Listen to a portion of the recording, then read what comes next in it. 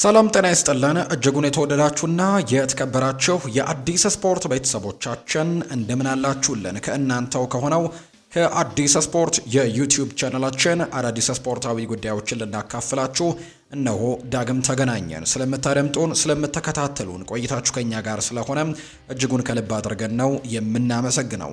በዛሬ ፕሮግራማችን የተለያዩ ስፖርታዊ ጉዳዮችን ወደ እናንተ እያደረስን ቆይታን የምናደርግ ይሆናል። ከነዚህ መካከል ትልልቆቹን የአውሮፓ ክለቦች የተመለከቱ እጅግ በርከት ያሉ ስፖርታዊ ጉዳዮችን ወደ እናንተ እያደረስን ቆይታን እናደርጋለን። ዛሬ ደግሞ ሰኞ ነውና እንደተለመደው ሰኞ ትልልቆቹን የአውሮፓ ክለቦች ቁጥራዊ መረጃዎቻቸውን የአውሮፓ ሊጎች እንግዲህ ትናንትናና ከትናንትና በስቲያ ተደርገዋል። ቁጥራዊ መረጃዎቻቸውን ሰፋ አድርገን ወደ እናንተ የምናደርስበት ፕሮግራምም ይዘን ቀርበናል። እስከ ፕሮግራማችን ፍጻሜ ድረስ አብራችሁኝ ቆዩ። ቪዲዮአችንን ላይክ፣ ቻናላችንን ሰብስክራይብ እያደረጋችሁ ከኛ ጋር ቆይታን እንድታደርጉ ነው በአክብሮት የምጋብዘው። ከመሸጋገሪያ በኋላ በድጋሚ ተመልሰን እንመጣለን። አብራችሁኝ ቆዩ።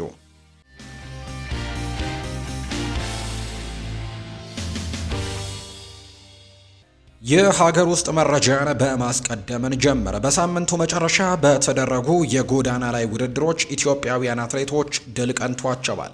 በሳምንቱ የመጨረሻ ቀናት በተካሄዱ የጎዳና ላይ ውድድሮች እንግዲህ ኢትዮጵያውያን አትሌቶች በበርካታ ርቀት ተሳታፊ እንደነበሩ ተመልክተናል። በህንድ ካልኩታ የታታ ስቲል የ25 ኪሎ ሜትር ውድድርን ደጊቱ አዝመራው ማሸነፍ ችላለች። አትሌቷ ርቀቱን ለማጠናቀቅም 1 ሰዓት ከ19 ደቂቃ ከ36 የወሰደባት ሲሆን ሱቱሜ አሰፋ ሁለተኛ፣ እንዲሁም ደግሞ መሰለች አለማየሁ ሶስተኛ በመሆንም ውድድራቸውን አጠናቀዋል። ጋዲሳ ደምሴ ደግሞ የታይፔ ማራቶንን በ2 ሰዓት ከ24 ከ17 የቦታውን ክብረ ወሰን በማሻሻልም ጭምር ነው ያሸነፈችው። ሌላኛ ኢትዮጵያዊቷ አትሌት ትርፌ በየነ በ2 ሰዓት ከ24 ከ19 በመግባት ሁለተኛ ደረጃን ይዛ አጠናቃለች። በሌላ በኩል በጓንዡ ማራቶን አትሌት አፈወርቅ መስፍን በቀዳሚነት ጨርሷል። ርቀቱን ለማጠናቀቅም 2 ሰዓት ከ12 ከ23 የወሰደበት ሰዓት ነው።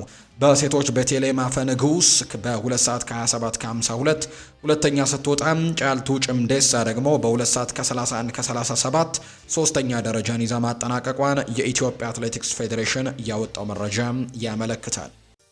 የአፍሪካ መረጃዎችን ደግሞ እናንሳ። የአፍሪካ ዋንጫ በሁለተኛው ቀን ውሎ ዛሬም ጨዋታዎች ቀጥለው ይደረጋሉ። ተጠባቂ ጨዋታዎች አሉ። በተለይ ምሽት 2 ሰዓት ሲል ደቡብ አፍሪካና አንጎላ፣ ከዛ ውጭ ደግሞ ግብጽና ዚምባብዌ የሚያደርጓቸው መርሃ ግብሮች ዛሬ ከሚደረጉ የአፍሪካ ዋንጫ መርሃ ግብሮች መካከል የሚጠበቁት ናቸው። እንግዲህ ትላንትና በሞሮኮ አስተናጋጅነት ጅማሮን ማድረጉን የምናስታውሰው ጉዳይ ነው። ዛሬ ደግሞ 3 ያክል ጨዋታዎችን አድርገው ነው ቀጥሎ የሚደረገው። ቀደም ብሎ የተደረገ አንድ መርሃ ግብር አለ። እንግዲህ ዛሬ ከሚጠበቁት ጨዋታዎች መካከል በትልቁ የሚጠበቀው የግብጽ ብሔራዊ ቡድን የሚያደርገው ጨዋታ እንደሆነ የሚታወቀ ጉዳይ ነው። ይህ ጨዋታ በስታድ አድራር የተባለ ስቴዲየም ላይ የሚደረግ ነው። 45480 ተመልካቾችን ይህ ስቴዲየም ይይዛል ተብሎ ይጠበቃል። በአጠቃላይ እነዚህ ሁለት እንግዲህ ቡድኖች የሚገኙት ምድብ 2 ላይ ነው። ግብጽና ዚምባብዌ ጨዋታቸውን ያደርጋሉ። ሳውዝ አፍሪካና አንጎላም በዚህ ምድብ የሚገኙ ሌሎች ሀገራት ናቸው። ቀደም ብለው እንግዲህ ጨዋታቸውን የሚያደርጉ እንደሆነ ነው የወጣላቸው መርሃ ግብር የሚያሳየውና የደቡብ አፍሪካና ሌላኛው ጨዋታ ደግሞ ከአንጎላ ጋር የሚደረገው ምሽት 2 ሰዓት፣ ግብጽና ዚምባብዌ ደግሞ ምሽት 5 ሰዓት ላይ ነው ጨዋታቸውን የሚያደርጉት። ሰላህ የቡድን አጋሮቹን ሰብስቦ ማነጋገሩንም ሰምተናል። የግብፁ ኮከብ ሙሐመድ ሰላም አፍሪካ ዋንጫን ማሸነፍ እንደሚፈልግ አሰልጣኙ ሆሳም ሐሰን ተናግረዋል። ሆሳም ሐሰን አምበላቸው ሙሐመድ ሰላህ ከውድድሩ ምርጥ ኮከቦች መካከል አንዱ እንደሚሆን እምነታቸውን አጋርተዋል። ሙሐመድ ሰላህ በበኩሉ ከአፍሪካ ዋንጫው ጅማሮ በፊት የቡድን አጋሮቹን ሰብስቦ ማነጋገሩን የተዘገበው ተጫዋቹ በጠራው ስብሰባ ላይ የአፍሪካ ዋንጫን አስፈላጊነት በመግለጽም ከመጀመሪያው ጨዋታ ጀምሮ ሙሉ ትኩረት ማድረግ እንደሚገባቸውን የተናገረው ከተጫዋቾቹ ጋር በነበረው ውይይትም ጠንካራ ስብስብ እንዳላቸው በመግለጽ ሁሉም የተቻለውን በማድረግ ደጋፊውን ለማስደሰትም እንዲጫወቱ ጭምር ነው ጥሪ ያቀረበው። በመጨረሻ ሙሐመድ ሰላም የአፍሪካ ዋንጫ በግሉ እንደሚፈልገውና ዓላማው ከቡድን አጋሮቹ ጋር ማሸነፍ መሆኑንም ተናግሯል። ግብጽ የምድብ የመጀመሪያ ጨዋታዋን ዛሬ ምሽት 5 ሰዓት ሲል ነው ከዚምባብዌ ጋር የምታደርገው። ሌላኛው ደቡብ አፍሪካም ዛሬ ጨዋታዋን ታደርጋለች። የደቡብ አፍሪካ አሰልጣኝ የሆኑት ሁጎ ብሩስ ደግሞ ደቡብ አፍሪካ የዋንጫው ተገማች ቡድን አይደለችም ሲሉ ነው የተናገሩት። የደቡብ አፍሪካ አሰልጣኝ ሁጎ ብሩስ ቡድናቸው ለአፍሪካ ዋንጫ ቅድመ ግምትን ካገኙት መካከል አለመኖሩን ነው የሚናገረው። የዘንድሮ የአፍሪካ ዋንጫ ካለፈው ጠንካራ ይሆናል ያሉት አሰልጣኙ ምክንያቱም ትልቅ ቡድኖች ካለፈው የውድድር ዓመትም ስህተታቸው ተምረውም ይመጣሉ ሲሉ ነው የተናገሩት። አያይዘውም ደቡብ አፍሪካ እንግዲህ ለዋንጫው የተገመተች አይደለችም ሲሉ ነው ስለ ቡድናቸው የተናገሩት። ሞሮኮን ለዋንጫው አሸናፊነት ያጩት አሰልጣኙ እነሱ ጠንካራ ቡድን አላቸው፣ በሀገራቸው ነው የሚጫወቱት፣ ሌሎች ቡድኖችም ይፈተናሉ ሲሉ ጭምር ነው የተናገሩት። ደቡብ አፍሪካ እንደ ግብጽ፣ ሞሮኮና ናይጄሪያ ኢንተርናሽናል ኮከብ ተጫዋቾችን ባለመያዟ ምክንያትም ብዙም የዋንጫ ግምትን አላገኘችም ብለዋል። ከአፍሪካ ምርጥ የሀገር ውስጥ ሊጎች አንዱ የሆነችው ደቡብ አፍሪካ ተጫዋቾች የተሰበሰቡትም ከሀገር ውስጥ ሊግ እንደሆነ ወይም ከአብሳ ፕሪሚየርሺፕ ከደቡብ አፍሪካ ሊግ እንደሆነ በርካቶች ያነሳሉ። አብዛኛው የደቡብ አፍሪካ ብሔራዊ ቡድን ስብስብ የሚጫወተው ለማሜሎዲ ሰንዳውንስና ለኦርላንዶ ፓይሬትስ ነው። ብሔራዊ ቡድኑ በዓለም ዋንጫው ማጣሪያ ምድቡን በበላይነት ያጠናቀቀ ሲሆን ባለፉት 2 ዓመታትም ወጥ አቋምን ማሳየት ችሏል። ደቡብ አፍሪካ የምድብ የመጀመሪያ ጨዋታዋን ዛሬ ከምሽቱ 2 ሰዓት ሲል ከአንጎላ ብሔራዊ ቡድን ጋር እንደምታደርግ ነው የሚጠበቀው። ከአፍሪካ ዋንጫው ጋር ካነሳን አይቀር ሞሮኮና አልጄሪያ ከወዲሁ ውዝግብ ውስጥ ገብተዋል። ሁለቱ ጎረቤት ሀገራት ከፍተኛ የሆነ ሽኩቻ እንዳለባቸው ነው የሚታወቀው። በሞሮኮ ደቡባዊ የሀገሪቱ ክፍል በመገንጠል ነጻ ወጣለሁ በሚልም ግጭት ውስጥ የገባቸው ፖሊሳሪዮ የተባለ ደግሞ ቡድን አለ። የሀገሪቱ መንግስትም አልጄሪያ ለዚህ ቡድንም የገንዘብ ድጋፍን ታደርጋለች በሚል በተደጋጋሚ ጊዜ ክሶችን ያቀርባል። ከዛም አልፈው ግጭት ውስጥም ሲገቡ ጭምር ተመልክተን እናውቃለን። በዚህ እንግዲህ አልበቃ ያላቸው እነዚህ ሁለት ሀገራት ሌላኛው እንግዲህ ነገራቸውንም ጭምር በእግር ኳሱ ጭምር ሊሆን እንደሚችል እየተገለጸ ነው። ለዚህ የአፍሪካ ዋንጫ እንኳን የአልጄሪያ ብሔራዊ ቡድን ሞሮኮ የደረሰው በሌላ ሀገር የአየር ክልል ተጠቅሞ ነው። እዛ ከደረሱ በኋላም የታዩት ነገሮች በሁለቱ መካከል ያለውን ጡዘት የጨመሩ ናቸው። ሞሮኮ እንዳዘጋጅ ሀገር ሁለቱንም ተሳታፊ ሀገራት በተቀበለችበት መንገድ የአልጄሪያ ብሔራዊ ቡድን በሳምንቱ መጀመሪያ በድምቀት ተቀብላለች። አልጄሪያዎች በበኩላቸው በአጸፋው ባሳዩት ነገር ወቀሳም እየደረሰባቸው ነው። የበረሃ ቀበሮቹ በተያዘላቸው ሆቴል እንደደረሱ ያደረጉት የመጀመሪያ ስራቸው በየግድግዳዎቹ የሚገኙትን የንጉስ ሙሐመድን 6ኛ ፎቶዎችን በሙሉ በመጋረጃ መሸፈን ነው። እኚህ ንጉስ ደግሞ በሞሮኮውያን ልብ ውስጥ ልዩ ቦታ ያላቸው ናቸው።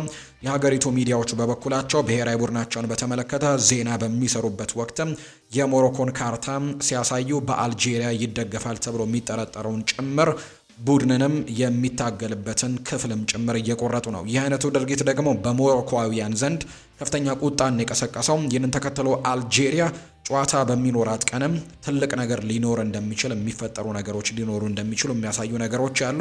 አልጄሪያ በምድብ 5 ነው የምትገኘው ከቡርኪና ፋሶ ከጊኒና ከሱዳን ጋር ተደልድላለች እና በዚህ የአፍሪካ ዋንጫ ላይ ትልቅ ነገር ሊኖር እንደሚችል ጭምር የሚያሳዩ መረጃዎች ናቸው እየወጡ የሚገኙት። ክለቦችን የተመለከቱ ስፖርታዊ ጉዳዮችን እናንሳ። አርሰናልን የተመለከተ መረጃን ወደ እናንተ እናደርስ። ውድ ቤተሰቦቻችን ጋሪ ኔቨል ይናገራል። አርሰናል በጥሩ መንገድ ላይ ነው ብዬ አስባለሁ ሲል ነው ጋሪ ኔቨል የሚናገረው። አዲስ ዓመት ከገባ በኋላ የካቲትና መጋቢት ወር ላይ መሪነቱን ከተከታዮቹ እንደሚያሰፋ ይሰማኛል። ይህ ዓመት ደግሞ የአርሰናል እንደሆነ ይሰማኛል እና ይህንን የአርሰናል ቡድን እድሉን እንዳያበላሽም አምናለሁ ሲልም ጭምር ነው ጋሪ ኔቨል የተናገረውና ዘንድሮ አርሰናሎች የተለየ ነገርን ማሳየት የሚችሉበት ዋንጫን ማምጣት የሚችሉበት ዓመት እንደሚሆን በእርግጠኝነት መናገር እችላለሁ ሲል ነው ጋሪ ኔቨል የተናገረው።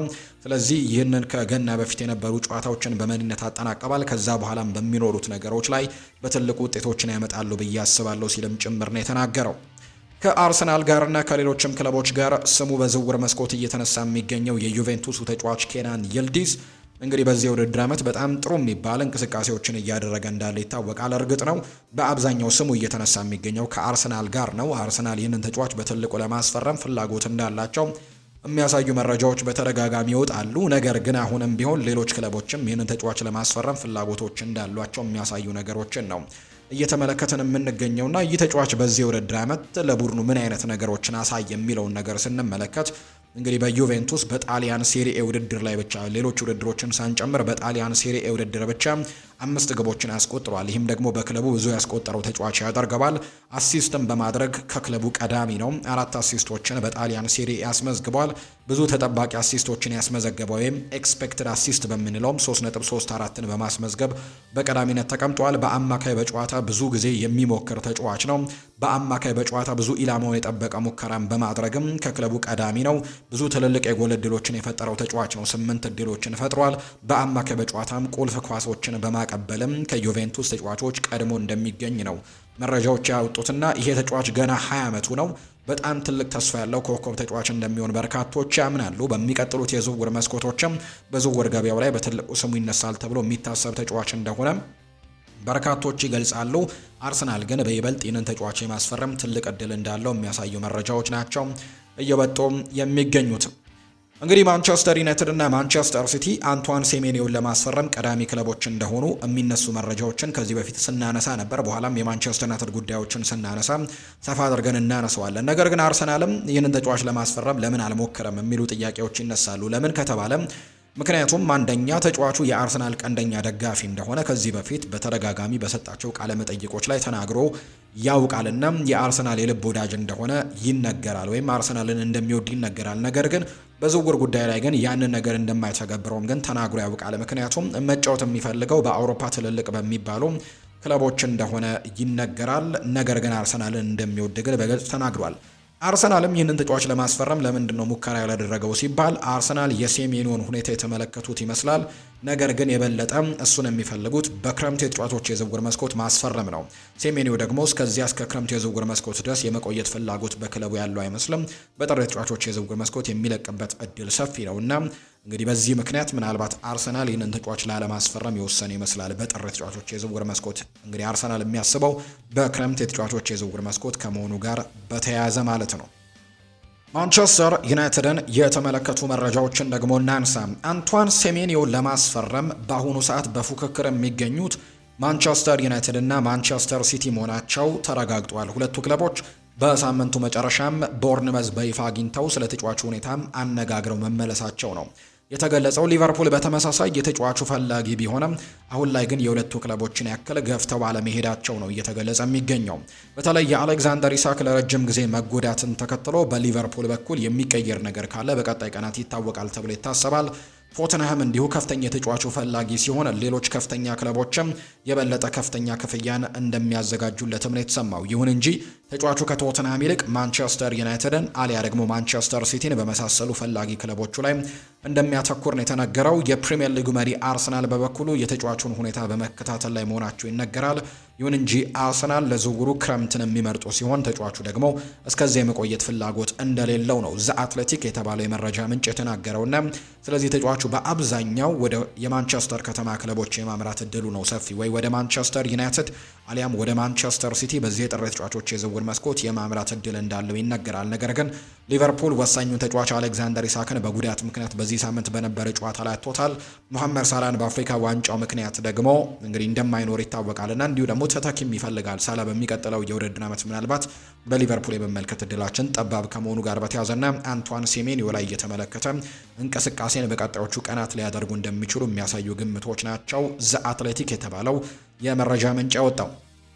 የማንቸስተር ዩናይትድ አምበል ብሩኖ ሚጌል ፈርናንዴስ በትናንትናው ዕለት ባጋጠመው ጉዳት በሁለተኛው አጋማሽ ተቀይሮ ለመውጣት መገደዱን እናስታውሳለን። የ31 ዓመቱ ብሩኖ ፈርናንዴስ በ6 ዓመት ቆይታው በጉዳት ያመለጡት ጨዋታዎች 2 ብቻ እንደሆኑ ይታወቃል። አሰልጣኙ የሕክምና ውጤቱን ማየት ይኖርብናል ሲሉ ነው ኮቢ ማይኖም ከኒውካስል ዩናይትዱ ጨዋታ ውጪ መሆኑን አያይዘው ያረጋገጡት። አሰልጣኝ ሩበን አሞሪም ብሩኖ ፈርናንዴዝ ውስን ጨዋታዎች ሊያመልጡት እንደሚችሉም ፍንጭ ሲሰጡ ስለዚህ ማውራት አልፈልግም፣ ትንሽ ጨዋታዎች ያመልጡታል የሚል ምላሽንም ጭምር ነው አሰልጣኝ ሩበን አሞሪም የተናገሩት። የጣሊያኑ ክለብ ሮማ ከጆሹዋ ዘርክዚ ጋር በግል ጉዳዮች ላይ እንደተወያዩና እየገፉበት እንደሚገኙ መረጃዎች ወጥተዋል። ጆሹዋ ዘርክዚ ሮማ በጥሩ የዝውውር መስኮትም የሚፈልጉት ዋነኛው የዝውውር ኢላማቸው ነው። ነገር ግን የዘርክዚ ወደ ሮማ መዘዋወር በማንቸስተር ዩናይትድ ውሳኔ ላይ ሙሉ ለሙሉ የተመሰረተ እንደሚሆን ነው ፋብሪዚዮ ሮማኖ ይፋ ያደረገው። ሩበን አሞሪም ይናገራል። አይደን ሄቨን እና ሌኒ ዮሮ በጨዋታው ላይ ብዙ የአንድ ለአንድ አጋጣሚዎችን በመከላከል አሳልፈዋል።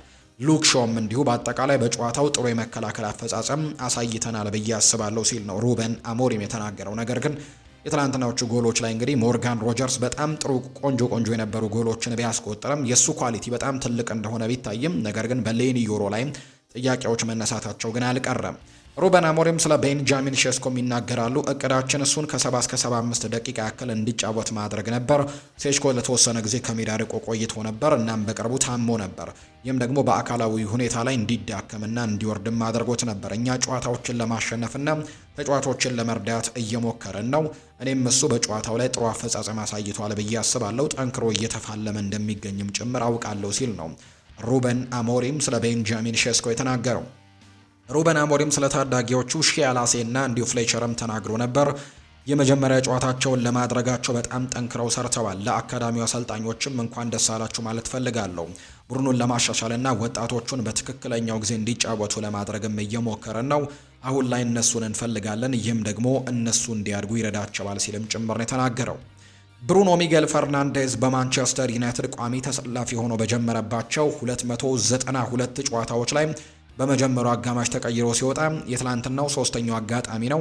ከዚህ በፊት ብሩኖ በሁለት አጋጣሚዎች በመጀመሪያው አጋማሽ ተቀይሮ መውጣት ችሏል። ኦክቶበር 2020 ላይ ከቶትንሃም ጋር በተደረገ የፕሪሚየር ሊግ ጨዋታና ፌብሩዋሪ 2021 ላይ ከሪያል ሶሴዳድ ጋር በተደረገ የዩሮፓ ሊግ ጨዋታ ነበር ይሄ ነገር ተከስቶ የነበረው። ትላንትና ለሶስተኛ ጊዜ ነው ትላንትና በጉዳት ምክንያት ተቀይሮ የወጣው። ማንቸስተር ዩናይትድ ከኒውካስል ዩናይትድ ጋር በሚያደርጉት ጨዋታ ላይ እንግዲህ ሊያመልጣቸው የሚችሉ ተጫዋቾች ስም ዝርዝርም ይፋ ተደርጓል። ብሩኖ ፈርናንዴዝም ትላንትና ጉዳት መገጠሙን ተከትሎ በዚህ መሰረትም ኮቢ ማይኖ በጉዳት ምክንያት አይኖርም። ብሩኖ ሚጌል ፈርናንዴዝም በጉዳት ምክንያት እንደማይኖር የተረጋገጠ ሌላኛው ተጫዋች ነው። የሃሪ ማጓየር እና የማታያስ ደሊት ጉዳይም የተረጋገጠ አይደለም። በጉዳት ምክንያት አይኖሩም የሚሉ መረጃዎች ያሉ፣ ነገር ግን ሊደርሱ የሚችሉበት እድል ስላለ የሃሪ ማጓየር እና የማታያስ ደሊት የመኖርና ያለመኖር ጉዳይ አጠራጣሪ እንደሆነ የተገለጸው። ከዛ ውጭ ግን ኑሱር ማዝራዊ፣ አማድ ዲያሎ እና ብሪያን ኤምቤሞ በአፍሪካ ዋንጫው ምክንያት አሁንም ክለቦቻቸውን ማገልገል የማይችሉ ተጫዋቾች እንደሆኑ ነው የተረጋገጠው። ካርሎስ ካሴሚሮ ግን ከአንድ ጨዋታ ቅጣት በኋላ በኒውካስል ዩናይትድ ጨዋታ ላይ ወደ ሜዳ ይመለሳል ተብሎ የሚጠበቀው ተጫዋች ነው። ጋሪ ኔቨል ይናገራል ከትናንትናው ጨዋታ ጋር አያይዘው። ሞርጋን ሮጀርስ ሁለተኛውን ግብ ካስቆጠረ በኋላ ማቲያስ ኩኛ በጭንቅላት ሞክሮ ያመከነው ግልጽ የግብ ዕድል፣ ይሄ ኳስ በጭራሽ መውጣት ያልነበረበትና መሳት ያልነበረበት ኳስ ነው። ከዚህ በባሰ መልኩ የመከነ ትልቅ ዕድል ለመመልከት ወደ ኋላ ብዙ መጓዝ መፈለግ ይኖርብናል ሲል ጭምር ይናገራል። መቆጠር ነበረበት። ዶርጉም ማውንት ያሳለፈለትን ምርጥ ኳስ ተቀብሎ በአሪፍ ነበር ያሻማለት። ኩኛ ምንም ምክንያት የለውም፣ መቆጠር የነበረበት ኳስ ነው ሲልም ጭምር ነው ጋሪ ኔቭል ሀሳቡን የሰጠው። ማንቸስተር ሲቲን ደግሞ የተመለከቱ መረጃዎችን ነው ወደ እናንተ አሁን ላይ የምናደርሰው። ከማንቸስተር ሲቲ ጋር በተያያዘ የተለያዩ ጉዳዮች እየተነሱ ይገኛሉ። ከነዚህ መካከል አንደኛው ፔፕ ጓርዲዮላ የሰጡት ሀሳብ ነው። እንግዲህ ከበዓል ሲመለሱ ክብደት የጨመረ ተጫዋች በኖቲንግሃም ፎረስቱ ጨዋታ ላይ አይሰለፍም ሲል ነው ፔፕ ጓርዲዮላ ሀሳቡን የሰጠው። የማንቸስተር ሲቲው አሰልጣኝ ፔፕ ጓርዲዮላ ተጫዋቾቹ ከገና በዓል የቀናት እረፍት ሲመለሱ ክብደታቸውን እንደሚለኩ ነው ያስታወቁት። አሁን ሁሉም ተጫዋቾች አስፈላጊውን የክብደት መጠን ላይ ናቸው ያሉት አሰልጣኙ ከገና በዓል በኋላ ሲመለሱ ግን ክብደታቸውን አየዋለሁ፣ እገመግመዋለሁ ብለዋል። ምክንያቱም አሁን ሁሉም ሲሄዱ ኪሎአቸውን መዝነንና መዝግበን ነው የላክናቸው ሲልም ጭምር ነው አሰልጣኙ እየተናገረ የሚገኘውና ሁሉም ተጫዋቾች ሲመለሱ የክብደት መጠናቸውን ይለካሉ ሲል ሀሳቡን ሰጥቷል። የፈለጉትን መመገብ ይችላሉ፣ ነገር ግን ሲመለሱ ግን ምን ያክል ኪሎ ጨመሩ የሚለውን ነገር ለማየት በቦታው እገኛለሁ ሲል ነው አሰልጣኙ ሀሳቡን የሰጠውና ያስጠነቀቃቸው። አክሎም ለምሳሌ አንድ ተጫዋች 3 ኪሎ ጨምሮ ቢመጣ ማንቸስተር ዩናይትድ ይቀመጣል፣ ለኖቲንግሃም ፎረስትም አይጓዝም ወደ ሲቲ ግራውንድ ስቴዲየም ሲል የተናገረው። ፔፕ ጓርዲዮላ ከዚህ በፊት ካልቨን ፊሊፕስ ከ2022 የዓለም ዋንጫ ክብደት ጨምሮ መመለሱን ተከትሎ በአደባባይ ተችተውት እንደነበር የምናስታውሰው ጉዳይ ነው። ቶተንሃም በክረምቱ የተጫዋቾች የዝውውር መስኮት የመግዛት አማራጭ ያለው ውል ኦማር ማርሙሽን በውሰት ለማስፈረምም እያሰቡ እንደሆነ ቲም ቶክ የተባለው የመረጃ ምንጭ እየተናገረ ይገኛል። ይህ ተጫዋች ከአይንትራክ ፍራንክፈርት ከመጣ በኋላ እንግዲህ በማንቸስተር ሲቲ ቤት በተለይ በዘንድሮው የውድድር ዓመት በቋሚነት የመሰለፍ እድሎችን እያገኘ አይደለም። በተለይ የኤርሊንግ ሃላንድ ተጠባባቂ ሆኖ ነው እየተመለከተን የምንገኘውና በርከት ያሉ ጨዋታዎች ላይ በቋሚነት የመሰለፍ እድልን እያገኘ አይገኝም። በዚህ መሰረትም በሌሎች ክለቦች ሄዶ በውሰት ለመጫወትም ሙከራዎችን ሊያደርግ ይችላል የሚሉ መረጃዎች ቢወጡም ነገር ግን ማንቸስተር ሲቲ ይለቋል ተብሎ ግን አይጠበቅም። ቶትንሃም በዚህ የክረምት የተጫዋቾች የዝውውር መስኮት የመግዛት አማራጭ ያለው ውል ኦማር ማርሙሽን በውሰት ለማስፈረም እያሰበ እንዳለ ግን የሚያሳዩ መረጃዎች ወጥተዋል። አሁን ደግሞ የሪያል ማድሪድ ጉዳዮችን ነው ወደ እናንተም የምናደርሰው። የሪያል ማድሪድ ቦርድ የቶኒ ክሮስን የጨዋታ መንገድ የሚያስቀጥል ተጫዋችን በ2024-2025 ማስፈረም ባለመቻሉ ትልቅ ስህተት እንደሰሩ ይሰማቸዋል ተብሎ ነው የሚጠበቀው። በ2026 የክረምት የተጫዋቾች የዝውውር መስኮት ወቅት የክለቡ ዋነኛ እቅድ ትክክለኛ ጨዋታ ተቆጣጣሪ ተጫዋችን ማስፈረም እንደሆነ ማርካ የተባለ የመረጃ ምንጭም እየተናገረ ይገኛል። ጨዋታውን ማዘግየትና የጨዋታ ቁጥጥርን ወደ ነበረበት መመለስ የሚችል አማካይ ተጫዋች ደግሞ ማስፈረም ቅድሚያ የሚሰጡት ተግባር እንደሆነ ነው የሚያምኑት።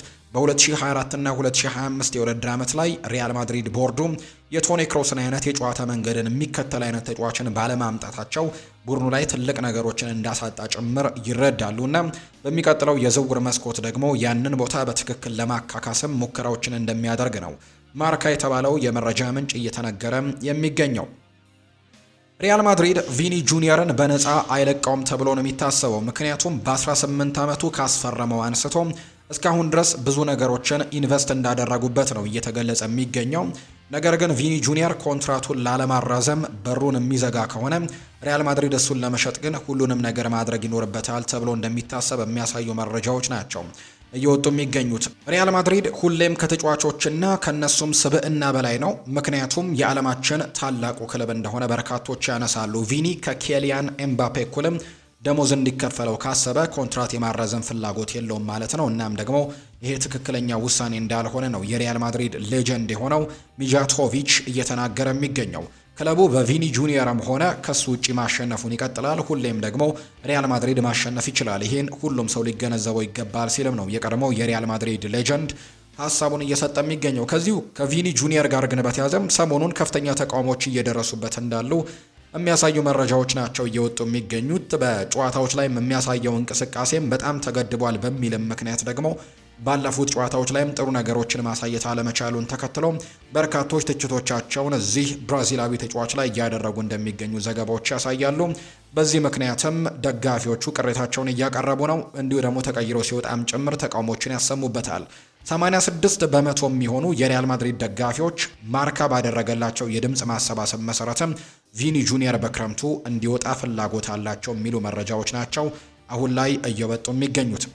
የሪያል ማድሪድ ደጋፊዎች አሁንም በሻቪ አሎንዞ ስራ ላይ እምነት አላቸው። 76 በመቶ የሚሆኑት የክለቡ ደጋፊዎች ሻቪ አሎንዞ በሪያል ማድሪድ በሚሰራው ስራም ይተማመናሉ የሚል መረጃን ብራንድ የተባለው የመረጃ ምንጭም እያወጣም ይገኛል። የመጨረሻ መረጃችን የምናደርገው ከሞርጋን ሮጀርስ ጋር የተያዘ መረጃን ነው። እንግዲህ ሞርጋን ሮጀርስ በጣም ጥሩ የሚባል እንቅስቃሴዎችን እያሳየ እንደሚገኝ ይታወቃልና እንግዲህ ሞርጋን ሮጀርስ አዲስ የ5 ዓመታት ውልም ተፈራርሟል። ነገር ግን ብዙ ክለቦች ፍላጎት ስላላቸው ወደፊት የሚታይ ነገር ነው። ቸልሲ ባለፈው ክረምት በዝርዝራቸው ውስጥም አስቀምጦት ነበር። ነገር ግን በይፋ የውል ጥያቄ የማቅረብ ደረጃ ላይ ግን አልደረሱም ነበር። በጥር ወር ላይ ግን የቃል ተብሎ እንደማይታሰብ ነው መረጃዎች የሚወጡትና በሚቀጥሉት የዝውውር መስኮቶች ላይ ምናልባት በትልቁ ጥያቄዎች ይቀርቡለታል ተብሎ የሚታሰብ ተጫዋች እንደሆነ ነው መረጃዎች በትልቁ እየወጡ እንደሚገኙ ዘገባዎች ያሳዩት። ሞርጋን ሮጀርስ እንግዲህ በቅርቡ የትኛውን ክለብ ይቀላቀላል የሚለው ጉዳይ ከባድ ቢሆንም ምክንያቱም የ5 ዓመታት ኮንትራትን በቅርቡ እንደፈረመ የምናውቀው ጉዳይ ነው።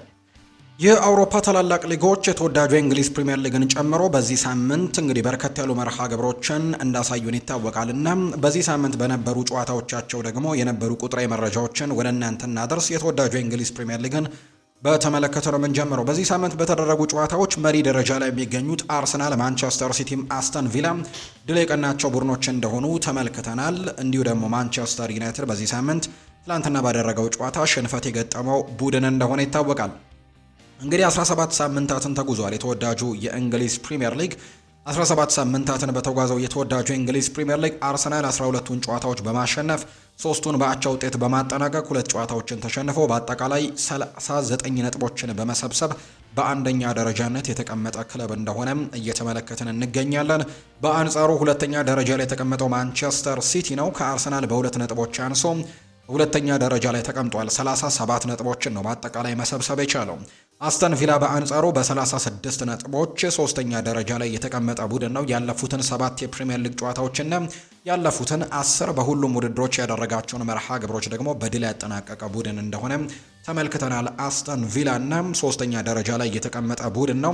ቸልሲ 4ኛ ደረጃ ላይ ተቀምጧል። 29 ነጥቦችን በመሰብሰብ 4ኛ የተቀመጠ ቡድን አድርጎታል። ሊቨርፑል አሁን ላይ ወደ ቶፕ 4 ፉክክሩ በጣም እየቀረበ ያለ ቡድን እንደሆነ ይታወቃል። ያለፉትን 2 ጨዋታዎች በተከታታይ ማሸነፍ ችሏል። 29 ነጥቦችን ሰብስቦ 5ኛ ደረጃ ላይ የተቀመጠ ቡድን ነው። ነገር ግን 4ኛ ደረጃ ላይ ከተቀመጠው ቸልሲ ጋር ተመሳሳይ 29 ነጥቦች አሏቸው እና አሁን ለቶፕ 4 ፉክክሩ ትልቅ እድል እንዳላቸው ነው እየተመለከትን የምንገኘው። ሰንደርላንድ በ27 ነጥቦች 6ኛ ደረጃ ላይ ሲቀመጥ፣ ማንቸስተር ዩናይትድ በ26 ነጥቦች 7ኛ ደረጃ ላይ ተቀምጧል። ክሪስታል ፓላስ፣ ብራይተን፣ ኤቨርተን እና ኒውካስል ዩናይትድ ደግሞ ከዛ ተከታትለው የተቀመጡ ቡድኖች ናቸው። የቶማስ ፍራንኩ ቶትናም ሆትስፐርስ ያለፉትን 2 የፕሪሚየር ሊግ ተከታታይ ጨዋታዎች ሽንፈት የገጠመው ቡድን ነው። በአጠቃላይ ካለፉት 5 ጨዋታዎች ደግሞ ማሸነፍ የቻለው አንድ መርሃ ግብር ብቻ ነው። 13ኛ ደረጃ ላይ ተቀምጧል። የደረጃ ሰንጠረዡ ግርጌ ላይ የሚገኙት የኑኖ ኤስፔንቶ ሳንቶ ቡድን የሆነው ዌስትሃም ዩናይትድ በ13 ነጥቦች 18ኛ ደረጃ ላይ ሲቀመጥ፣ በርንሌ በ11 ነጥቦች 19ኛ፣ ወልቭስ ደግሞ በ2 ነጥቦች 20ኛ ደረጃ ላይ የተቀመጠ ቡድን ነው። ኖቲንግሃም ፎረስት እና ሊድስ በተለይ በዚህ ሳምንት ማሸነፋቸውን ተከትሎ በደንብ ከወራጅ ቀጠናው መራቅ የቻሉበትን አጋጣሚ አግኝተዋል። ለምሳሌ ያክል 17ኛ ደረጃ የተቀመጠው ኖቲንግሃም ፎረስት ከ18ኛ ዌስትሃም ዩናይትድ በ5 ነጥቦች ከፍ ብሎ ነው እየተመለከትን የምንገኘውና ለአለመውረድ የሚደረገው ትግል ይቀጥላል ተብሎ ይታሰባል። የከፍተኛ ግብ አስቆጣሪነቱን እየመራ የሚገኘው ኤርሊንግ ብራውት ሃላንድ ነው። በአንደኝነት ሊጉን እየመራው የከፍተኛ ግብ አስቆጣሪነቱን እየመራ ይገኛል። 19 ግቦችን አስቆጥሯል። ኢጎር ቲየጎ ከብሬንትፈርድ በ11 ግቦች 2ኛ ደረጃ ላይ ሲቀመጥ፣ አንቷን ሴሜኒዮ ከቦርንመዝ እና ሁጎ ኤኪቲኬ ከሊቨርፑል ደግሞ 8 ግቦችን በማስቆጠር 3ኛ ደረጃ ላይ የተቀመጡ ናቸው። ዳኒ ዌልቤክ ከብራይተን፣ ዶሚኒክ ካልቨር-ልዊን ከሊድስ ዩናይትድ፣ ዣን ፊሊፕ ማቴታ ከክሪስታል ፓላስ፣ ሞርጋን ሮጀርስ ከአስተን ቪላ፣ ኒክ ቮልትማደ ከኒውካስል ዩናይትድ፣ ፊል ፎደን ከማንቸስተር ሲቲ እና ሪቻርልሰን ከቶትንሃም ደግሞ 7 ግቦችን በማስቆጠር ቀጥለው የተቀመጡ ተጫዋቾች ናቸው። የአሲስቱን ደረጃ ብሩኖ ሚጌል ፈርናንዴዝ ነው እየመራ የሚገኘው፣ በ6 አሲስቶች ይመራዋል። ራያን ሸርኪ ከማንቸስተር ሲቲ፣ ሙሐመድ ኩዱስ ከቶትንሃም በ5 አሲስቶች ይከተላሉ። ከዛ በተጨማሪ ግን ግራኒት ዣካም ከሰንደርላንድ፣ ጃክ ግሪሊሽ፣ ጀረሚ ዶኩ እንዲሁ ደግሞ ሃርትማን ቺክዌዝ የጨመሩ 4 አሲስቶችን ማድረግ የቻሉ ተጫዋቾች እንደሆኑ ነው በተወዳጁ የእንግሊዝ ፕሪምየር ሊግ እየተመለከተን የምንገኘው።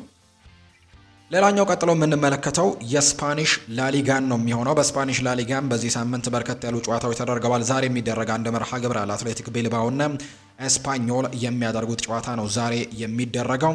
እንግዲህ ከፍተኛ የደረጃ ሰንጠረዡን እየመራ የሚገኘው ባርሴሎና ነው። አሁንም በአሸናፊነቱ መቀጠሉን እየተመለከትን እንገኛለን። ባርሴሎና እንግዲህ በአንደኝነት ሊጉን እየመራ ይገኛል። በተለይ ትናንትና በጣም ወሳኝ የተባለን ድል ነው ማስመዝገብ የቻሉት። ቪያሪያል በዚህ የውድድር ዓመት በጣም ጠንካራ ቡድን እንደነበር ተመልክተን ነበር። ትናንትና በኢስታዲዮ ዴላ ሴራሚካ ከባርሴሎና ጋር ያደረገውን መርሃ ግብር ግን ምንም እንኳን ሬናቶ ቪዬጋ በቀይ ካርድ ቢወጣባቸውም ጨዋታውን 2-0 ተሸንፈዋል ቪያሪያሎች። ባርሴሎና በ46 ነጥቦች አሁንም ሊጉን እየመራ ነው የሚገኘው። ዘንድሮ ባርሴሎና ከ18ቱ ጨዋታዎች 15ቱን ማሸነፍ ችሏል። 2 ጨዋታውን ተሸንፈው 1 ጨዋታ ባቸው ውጤት አጠናቀዋል። በአጠቃላይ በ46 ነጥቦች በአንደኝነት ሊጉን እየመራ ነው። ሪያል ማድሪድ በ42 ነጥብ ሁለተኛ ደረጃ የተቀመጠ ቡድን ነው። አትሌቲኮ ማድሪድ 37 ነጥቦችን ሰብስቦ 3ኛ ደረጃ ሲቀመጥ፣ ትናንትና ሽንፈት የገጠመው ቪያሪያል በ35 ነጥቦች 4ኛ ደረጃን የተቀመጠው። ነገር ግን 2 ቀሪ ጨዋታዎች ይቀሩታል ቪያሪያል፣ ምክንያቱም 16 ጨዋታዎችን ያደረገው። ምናልባት እነዚህ 2 ጨዋታዎችን ማሸነፍ የሚችል ከሆነ ነጥቡን 41 ማድረስ ይችላል። የደረጃ ሰንጠረዡ 3ኛነትንም መረከብ የሚችልበት ከሁለት አንዱን ጨዋታ ማሸነፍ የሚችል ከሆነም 3ኛ ደረጃነቱን በድጋሚ መረከብ የሚችልበት እድሉ ይኖረዋል። ኤስፓኞል 30 ነጥቦችን ሰብስቦ 5ኛ ነው። እንዲሁ ደግሞ ሪያል ቤቲስ በ28 ነጥቦች 6ኛ ደረጃ ላይ የተቀመጡ ቡድኖች ናቸው። የደረጃ ሰንጠረዡ ግርጌ ላይ የሚገኙት ዢሮና በ15 ነጥቦች 18ኛ ደረጃ ላይ ተቀምጧል። ሪያል ኦቪዬዶ በ11 ነጥቦች 19ኛ ነው። ሌቫንቴ በ10 ነጥብ 20ኛ ደረጃ ላይ የተቀመጡ ቡድኖች ናቸው። የከፍተኛ ግብ አስቆጣሪነቱን እየመራ የሚገኘው ኬሊያን ኤምባፔ ነው።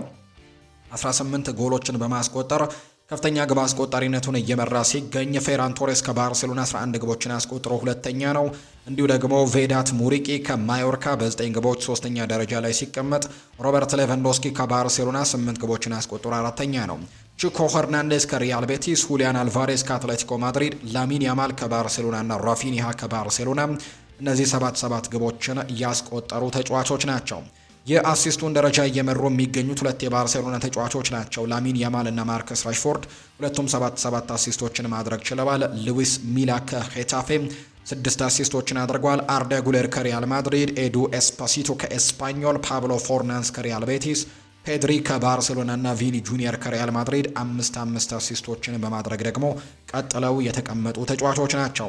የጣሊያን ሴሪኤን እንመልከት። በጣሊያን ሴሪኤ የሊጉ መሪ የሆኑት ቡድኖች ኢንተር ሚላን፣ ኤሲ ሚላን፣ ናፖሊ እነዚህ በዚህ ሳምንት ጨዋታቸውን ያላደረጉ ቡድኖች ናቸው፣ ቦሎኛን ጨምሮ። ምክንያቱም በጣሊያን ሱፐር ካፕ ጨዋታቸውን በሳዑዲ አረቢያ እያደረጉ ስለነበር ነው። እነዚህ ቡድኖች በዚህ ሳምንት ጨዋታቸውን አላደረጉም። 16ኛው ሳምንት ጨዋታዎች ግን ቀጥለው ተደርገዋል። እነዚህ ቡድኖች ግን 15 ጨዋታዎችን ያደረጉት። ኢንተር ሚላን 15 ጨዋታዎችን አድርገው 33 ነጥቦችን ሰብስበው አንደኛ ነው የተቀመጠው። ኤሲ ሚላን 32 ነጥቦችን ሰብስቦ ሁለተኛ ደረጃ ላይ ተቀምጧል በ15ቱ ጨዋታዎች። ናፖሊም 31 ነጥቦችን ሰብስቦ ሶስተኛ ደረጃ ላይ የተቀመጠ ቡድን ነው። ሮማ 30 ነጥቦችን ሰብስቦ አራተኛ ደረጃ ላይ ተቀምጧል። በዚህ ሳምንትም ያደረገውን መርሃ ግብር በዩቬንቱስ መሸነፉን እናስታውሳለን። ዩቬንቱስ ደግሞ በ29 ነጥቦች አምስተኛ ደረጃ ላይ የተቀመጠ ቡድን ነው። እንግዲህ ቦሎኛ 6ኛ ነው። ኮሞ 7ኛ ደረጃ ላይ የተቀመጡ ቡድኖች ናቸው። እነዚህ ቡድኖች ግን ጨዋታቸውን አላደረጉም።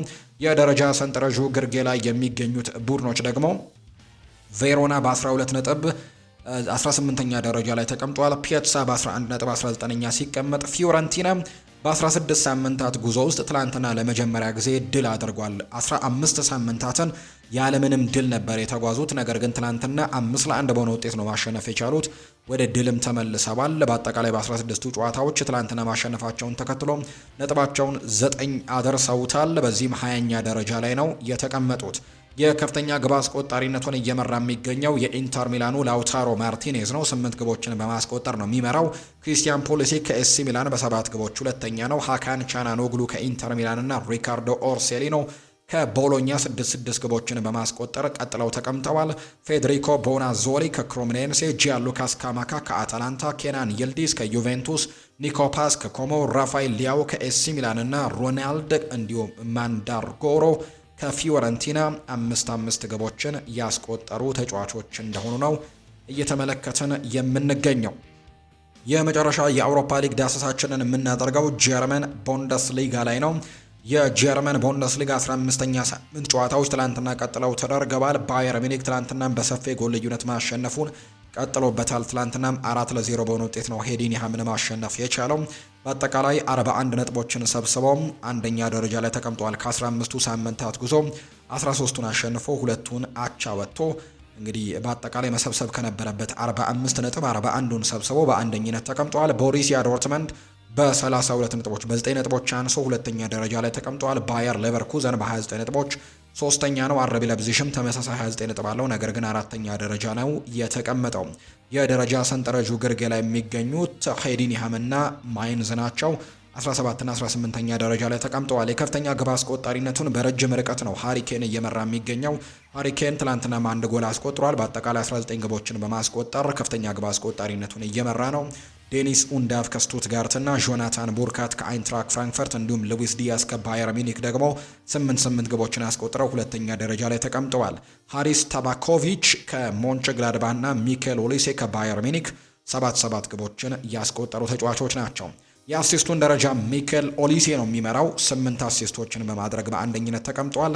ፍራይስ ቻቢ ደግሞ ከአይንትራክ ፍራንክፈርት እንዲሁ ሉዊስ ዲያስ ከባየር ሚኒክ 6 አሲስቶችን በማድረግ ሁለተኛ ናቸው። አንድሪያ ኢሊች ከኡኒየን በርሊን፣ ጀረሚ ሉዌንግ ከስቱትጋርትና ሪትሱ ዱአን ደግሞ ከአይንትራክ ፍራንክፈርት 5 አሲስቶችን ማድረግ የቻሉ ተጫዋቾች እንደሆኑ ነው እየተመለከትን የምንገኘውና ትናንትና እንግዲህ እነዚህ ውጤቶች ናቸው እንደተመዘገቡ የተመለከት ነው። በአጠቃላይ እንግዲህ እነዚህ ናቸው በአውሮፓ ታላላቅ ሊጎች በዚህ ሳምንት የተደረጉና የጨዋታ ውጤቶቻቸው። የተወደዳችሁና የተከበራችሁ ቤተሰቦቻችን ለዛሬ ያዝንላችሁ አዳዲስ ስፖርታዊ ጉዳዮቻችን እነዚህን ነው የሚመስሉት። ስላደመጣችሁን፣ ስለተከታተላችሁን፣ ቆይታችሁን ከኛ ጋርም ስላደረጋችሁ እጅጉን ከልብ አድርገን ነው የምናመሰግነው። ፏድ ባህሩ የዛሬውን ፕሮግራም እየመራው ከእናንተ ጋር ቆይታን አደረግኩኝ። በቀጣይ ፕሮግራሞቻችን ሌሎች አዳዲስ ስፖርታዊ ጉዳዮችን ይዘን በድጋሚ ተመልሰን የምንገናኝ ይሆናል። ስላደመጣችሁኝ፣ ስለተከታተላችሁኝ ከልብ አድርጌ አመሰግናለሁ። መልካም ቀን፣ መልካም ምሽት እንዲሆንላችሁም በአክብሮት ተመኘው።